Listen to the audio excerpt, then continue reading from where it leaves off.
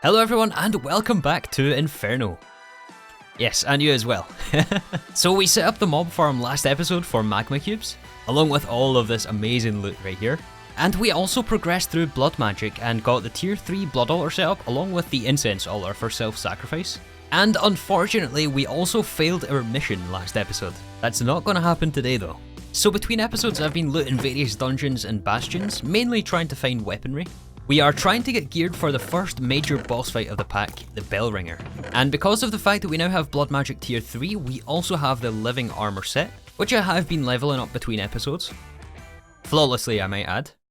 No, but we're almost there leveling this thing. We have a couple more levels of healthy to get on this for more HP.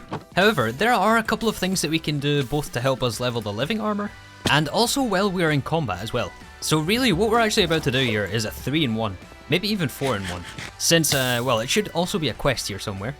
And so what we want to do here is actually get our zombie villagers. And to convert them, we could use the vanilla method, but, I mean, we have tons of mods here, right? Why not use Ars Nouveau for this? A bucket of milk, sugar, and a fermented spider eye, plus a source gem, will give us abjuration essence. Let's actually make sure we get a few of these. And we also need some flourishing archwood, which we grew in bonsais last episode. We can craft this with the essence and some golden apples, and this gives us the restoration tablet. And at least according to the Ars Nouveau book, this should cure zombie villagers. Wait a second, do we have a saddle here anywhere? Yeah, if we pour some blood over this, we're gonna get a piggy backpack. Oh yeah, this is just what we want to see right now. A spider portal. I think I had like 3 last episode, and they spawn every 4 hours. Maybe 4, maybe it was 4, I'm not sure. Oh hey Piglin. This guy's pretty light. How do I put him down? I can't put him down. Okay, hold on. I do want to make sure we get the quest for this, and I just checked in a creative world. It is locked somehow behind occultism. The quest, that is. All we need to do is make the Dictionary of Spirits. We'll save this for later. We're not going to do occultism today. Yeah, and that unlocks the Villager quest chapter here. Oh, I guess it actually gives us a splash potion of weakness to do it the vanilla way. And as an addendum here, we have to summon them outside of the colony's influence. That's what I was afraid of. Yeah, so we need to be a little bit away from our colony over here. Oh yeah, and I forgot to grab some more infused ingots here from Nature's Aura. Okay, now I think we're ready. Alright, so we need dark power gems, we need flesh, we need isdium ingots, and we need infused iron. Let's get the ritual brazier down. This is going to summon zombie villagers, as long as we give it some vile dust. Aha, perfection. It even gives us 3 as well. Let's maybe do this 9 at a time. I don't know how much it will convert at once. So I think all we have to do is activate this ritual. Wow, that was instant. Wow, that is awesome. It should also give us a discount on these guys as well. Although I'm not sure if that applies because they didn't technically have any professions. Alright, we got one. Oh, this looks so silly, look at this. This guy just doesn't care at all. I can't see a thing in first person either. You're blocking my view here. Is he going to take fall damage though? Yes. Oh, a second question is he going to teleport if we use the travel staff? Doesn't let me click it because his hitbox is in the way.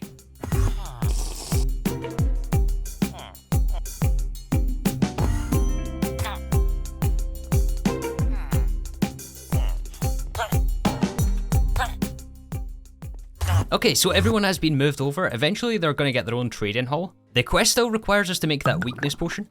Yeah, and now we have all the quests unlocked. So the reason we done this today is to get a librarian. We need a lectern. Alright, we got ourselves a librarian. From what I understand, there is a lot of custom trades in the villagers. Hopefully we can get what we need here with minimal trades. Tome of Perisha. Actually not such a bad deal. And he's out. That was such a bad placement for the lectern. Aha, this is the trade right here that we want. Novice Spellbook to the Mage's Spellbook.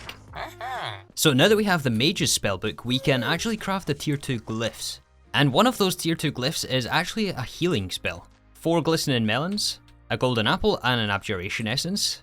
This gives us the healing glyph. And we actually have a few spare diamonds available, which means we should also be able to craft the amplify glyph, just with a diamond pickaxe.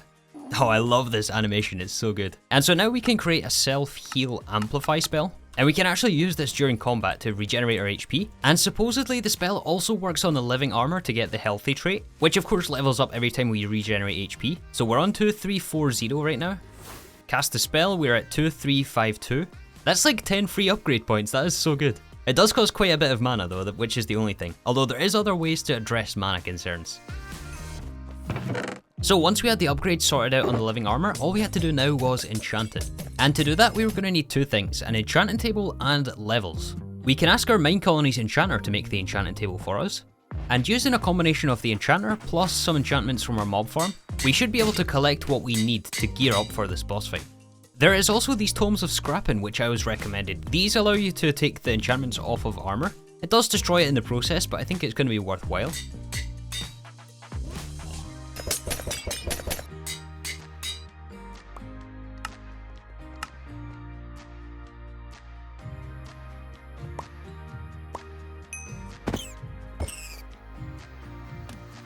So you know how I mentioned we need a weapon for this fight, right? Well, apparently there's this trick in the game with Farmer's Delight skillets. If we place this down on the ground, and we break it, it now turns into a vampiric skillet, or an elongated skillet of partying. These four right here are the winners for sure. But I made a few of these frying pans. Some of the traits these things can have are absolutely insane. Like this one. But you know, that felt kind of cheaty, so I did end up going out to a bastion and finding this thing. The Infernal Iron Scimitar of Weakness, which is way better than any of those frying pans. Oh yeah, and we also got a cleric villager, who is going to sell us the Sigil of Baphomet here. We become immune to damage for 1 second after killing a mob. I don't know if the Bellringer spawns any ads, but it might come in useful later down the line. And of course we also have a Rage Mine trinket. Increases our damage based on the damage we take. We also got a decent enough shield here. We got a Totem of Undying, we got some extra spells in the spellbook, Enchanted Golden Apples, the Ritual Brazier. I think we are ready for this fight. I'm feeling pretty confident, honestly. But that is famous last words, we'll see.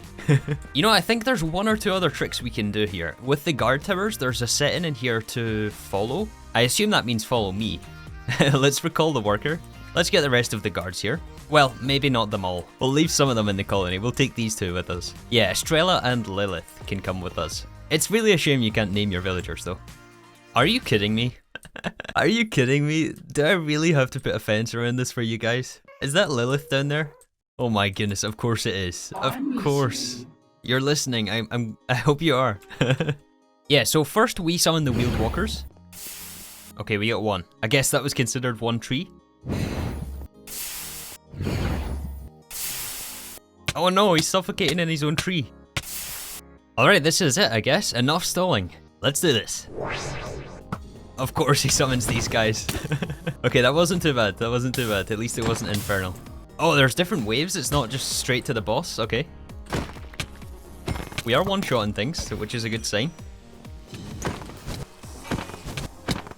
Oh, there he is. There he is. There's the Bellringer. I'm so glad I have flight here. What am I slowed by? Oh, it's the Vex. There's a Vex there as well. A few Vexes, actually. I think we should yeah, we need to prioritize the Vexes. I'm way too slow to move here. I can't see, I can't see. Okay, maybe we should go ranged? Yeah. I don't want to push him too far away though, in case he despawns. Ah, I can't move at all. I can't move. Look at this is crazy. Yeah, ranged is definitely the way to go. Wow, our sword does so much damage. I think it's one more hit. Oh yeah. Explosion of loot, nice. Oh, there's still a rogue witch over there, I think. But I don't want to go too far away as to despawn. Oh, come on, Wheeled Walker. You're not doing us any favors taking the witch all the way over there. Apparently still 2 enemies left. There we go. There we go. We got the drops. Oh yeah, our minions here picked up quite a lot of them actually. Yeah, their inventory is full. I'll have to go through all this stuff. Oh boy, that is a lot of novice hoods. Are we supposed to get this many? If at first you don't succeed, try again. That was great success. And the main drop we got from that was Phantoplasm, which we actually have to craft into the Passage's Toll. This should be our quest. Upon learning Inferno research at the university, you're opening yourself up to getting invaded by monsters. Uh-oh. So I believe this thing actually unlocks the next game stage for us, and those portals that we get, the spider one earlier in the episode, those are going to get more difficult from now on. However, the benefit to doing all of this means we can upgrade our university. As you can see here in the upgrade list, We do need the passages toll. Everything else here should be manageable. I think we can gather the rest of this stuff. Let's upgrade our university. Awesome. The majority of the rest of the items are not automated yet, but this is exactly what we can move on to doing, since we now have access to more technologies, right? And basically the most important one is the mechanics hut. We do need the research though, so we need to wait for the university to finish. And to make that happen, we were going to have to give Kaylee all of the required materials, of which there was quite a lot of stuff. Lots of random vanilla materials which I'd actually forgotten the recipe for. It's been a while since I've crafted a lot of this. So yeah, mostly just checking the clipboard and dropping things off at the warehouse. But as I mentioned, now with the unlock of the tier 2, we should be able to automate pretty much all of this stuff from now on. And slowly the university developed into the tier 2 building. But along with the research for the mechanics hut, we were also going to need a blacksmith. So I also spent some time extending the roads and paths around our colony, just trying to make some space for more buildings to be placed. As along with more work buildings, we will also need more houses to accommodate more citizens.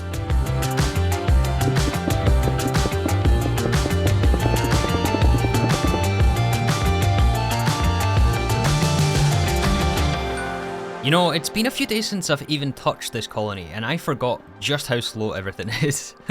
Especially the builders, they are extremely slow, and they are a lot of work to manage at this point. So along with adding another house over there, which looks like it's not quite built yet, although we did have the capsule, it still takes the workers some time to go and finalise all the blocks. There's also this one here, which I upgraded from tier 1, and it's been built into tier 2. However, these guys are picky, and they need very specific blocks, including things like stairs, stripped wood, fences, planks, all that sort of stuff, which is exactly the reason we set up the sawmill. And I don't think we've actually used this for anything yet. Wait a sec, it would help if we actually had some wood on us. Oh yeah, and speaking of the new spells, by the way, I managed to pick up a leap spell, and combined with our 11 armor, we actually don't take any fall damage, which is super awesome. Anyways, I believe in the sawmill here, we can actually teach them some recipes. It looks like by default we have 10 slots, but I think there is tech in the university to increase it. So obviously there is the stair recipe we want to teach them. I guess we hit done. I think by default they know all of the tools, the custom tools to the pack. Yeah, so now they know how to make stairs. We also want logs to planks. Oh, they're doing it already. Oh, that's so cool. I guess it's because it's already requested, right? Because the builder sent out open requests. Oh, Kaylee has finished the university. Oh, that's perfect timing. Okay, one more thing. How do we get this guy to do the stripped planks? Is it even possible, or do we need something else? Looks like it's the forester who handles this. Yeah, we don't have a forester. But let us also teach them the planks. I know that that is used somewhere in the builds. And we'll just add to this as we come across more recipes. The stripped ones for the requests here, it looks like we have to do ourselves for now. So on the opposite side of our colony, just next to our warehouse, I did actually add another courier's hut. I don't remember if I mentioned this or not. This is next to our smeltery, and then opposite this we have our blacksmith, which I just placed. It looks like Kaylee is now building this. And of course we also want to place our mechanics hut, which I think is also going to go around here. We want this in a central location because we want to reduce travel time for the couriers to pick things up from the warehouse and take them over to the mechanics, which is going to be here. I think this is going to get a lot of heavy use. I also like to try to preview the level 5 building because sometimes there's also extra entrances that they add. It's very hard to see like this, but I don't think that is the case on this building. It looks like it's just entrance from the front, which is fine. We can extend the path around this. Oh no, it looks like we can't rotate it. For some reason this capsule can't be rotated. I guess it's because like item frames or something maybe? In the schematic? I'm not sure. Maybe we have to place it, get the builders to remove it to claim all the materials and then manually build it again. Yeah, that's what I'm going to do. It's placed it this way and that's obviously no good for the entrance. But regardless, we do still need the tech at the university, which is looking very fancy on the inside now. It looks like it might have a second floor downstairs. Maybe once we level this to level 3. I hope that the blood altar isn't going to be in the way. It's a little bit pushed off to the side here. I think we might be okay for clearance, but I didn't actually think about that when I built the blood altar. So as far as technology unlocks go, we do have extra phantoplasm, which we got from the boss. First thing we're going to pick up is Infernal Delights, huge citizen buff. 64 iron to unlock a 210% citizen block placing speed. Aha, 32 paper for memory aid. The workers can learn up to 125% more recipes. I guess that is the technology I was thinking about to unlock more slots at the sawmill. Or maybe not, it looks like he's still at 7 of 10. Maybe the building needs upgraded. This is still tier 1, the sawmill. Anyways, we can also unlock the Fletcher's hut for 16 string. Guards flee under 20% HP. Yes please. Plus 2 damage on archer's arrows. Citizen happiness plus 50% for a cake. Good deal. For 4 honey bottles, citizen saturation per meal is 110%. That's a huge discount on food. Hold on a second here, there is a lot of good stuff. 200% citizen regeneration. Oh, you remember last episode I blacklisted the iron ore from our smeltery? I kinda regret doing that now because we can find 100% more ores if we give them 32 iron ore. Dang it. I thought I was thinking ahead by whitelisting that again, but we definitely want to blacklist that. If we can get ourselves 64 steak, we can unlock Outpost and increase our maximum citizens to 25, so it's going to go up to 50. I think there's a 25 cap on it right now. Yeah, we were previously capped at 25. And you know what, let's actually upgrade the town hall. It's still tier 1, it's not actually too expensive to upgrade. The extra citizens should mean we can make more workers for the blacksmith and mechanic. Oh yeah, and speaking of the mechanic, we can also pick up the research here now that we have the blacksmith. So our next project for today is going to be going back to the basics, so to say. If you guys have seen any of my other series, particularly things like Nomi Factory or GTNH, you'll know just how important it is, I think, to build a decent foundation before you can start automating the more complex things. And I'm mostly talking about things like wood and stone. We need these things to be able to automatically be sent to the warehouse so that things like the sawmill can pick them up and turn them into planks. And sure, we do have them over here, but we don't want this to be the permanent location. We need a new warehouse. Separate from this one, because this one can only be expanded so many times. We can't, for example, just add a bunch of racks in here. It doesn't actually count towards the multi-block. Thankfully, though, there is a solution to that problem. Hello, villagers. But we are going to want somewhere decent to put this. And it's going to go right next to our own storage room.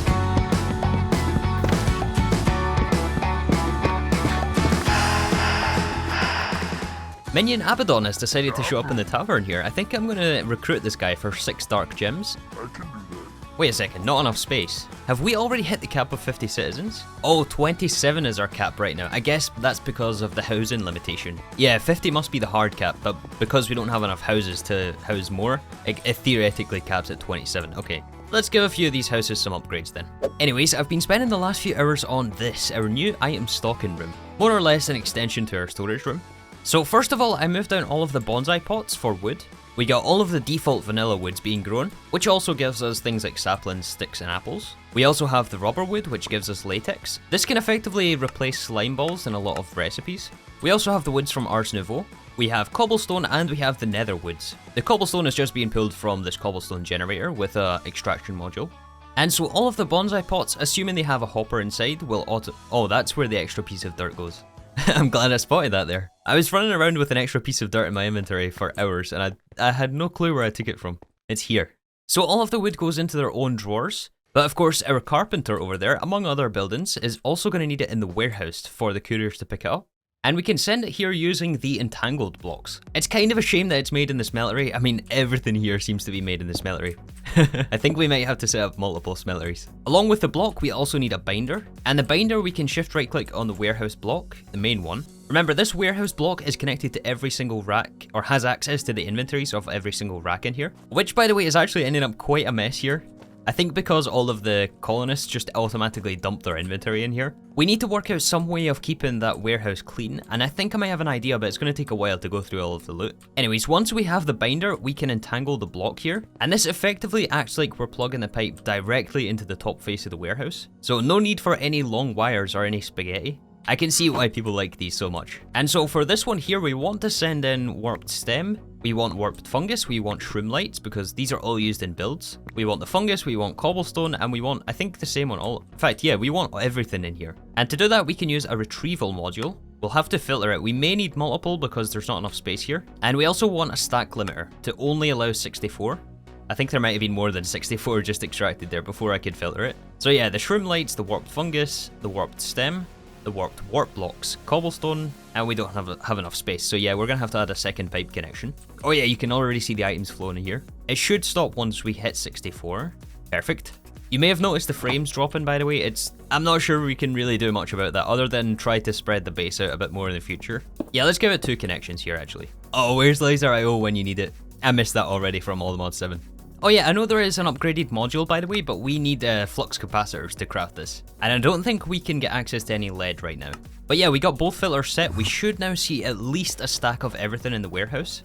Aha, here it is here. If we take out the 64 warped stem, we should see it being automatically refilled. There we go, and it'll stop at 64. Awesome. It's like a modern day level emitter. I love it. So that gives us access to basically all the wood blocks and effectively all the planks and slabs as well, assuming we teach our carpenter. However, the basalt is also a very common building material for the builders to use. And you know that we can make basalt if we have soul soil next to blue ice and we have flowing lava. And a few of you guys pointed out the fact that we could use small block breakers from Engineer's Decor. That's the wrong way. Yes, there we go. So the block breaker doesn't actually use any RF, despite the fact that it says it does. Maybe that just speeds it up, I'm not sure. But this will actually drop on the ground, and we have item collectors here next to the drawers. And as you can see, it does start to fill with basalt automatically. I have a feeling this is going to be fast enough because this is completely passive and free. And since we have a lava generator over here, we might as well also set up... That's the wrong way again. We might as well... Come on. We might as well also set up flesh generation. That's not where we want it though. Oh, come on. I'm not very good with this whole lava thing. Yeah, that is what we want. Okay. And we can also add this one to the drawer and make sure we lock them. One more entangled block right around here. Retrieval module and stack limit module. We want to request flesh and basalt. Actually, flesh maybe not. Yeah, let's just do the basalt. We don't need flesh inside the warehouse. And maybe for the basalt, we increase this to like 256. Yeah, we'll do more than 1 stack of this since it's often used multiple stacks at a time. And for all of these setups, by the way, we will want to have some sort of a drawer controller. We get these from our mob farm, but we should be able to craft it now that we have both villagers and the mechanic. The drawer controller, I'm thinking, is maybe something we put underneath here, and it should still be able to clear the entangled block. And of course, we want to put a storage bus on this so that we can have access to a applied energistics system, which doesn't actually exist yet, but we're more or less going to be beelining applied energistics from now on. I really think it's about time we get some auto crafting, but maybe we have a look at the bees next episode. The bees can give us all kinds of things like coal, like ender pearls. We'll definitely need a source of ender pearls. Redstone is not something we can have easy access to at the moment. Even utility items like bone meal, which is going to be useful for the farmers. I think our beehives are going to be very, very expansive. There's going to be a lot of bees. And you know what? I think that is something we're going to do on live stream, at least the start of it, because it's going to be a lot of digging. I think we're going to expand this way. Look out for the schedule on the live stream. I would love to see you there if you're interested. But of course, we will wrap it up in the video. Right now, though, I'm going to work on getting this warehouse sorted out. I'm going to sort out all of this stock here. Yeah, there's so much stuff in here now. I think a lot of it is mob loot, to be fair, and we have magnum torches now. So there actually isn't as many mobs around, which means not as much loot and not as much trash will end up here. Anyways, I think that is going to wrap us up for today. A little bit of a shorter episode, but we did manage to get our mission achieved. We got the tier 2 university here. Oh yeah, and we need a trading hall for these guys. Some of the things they give can be very, very useful. But yeah, thank you once again for watching, and I'll see you all in the next episode.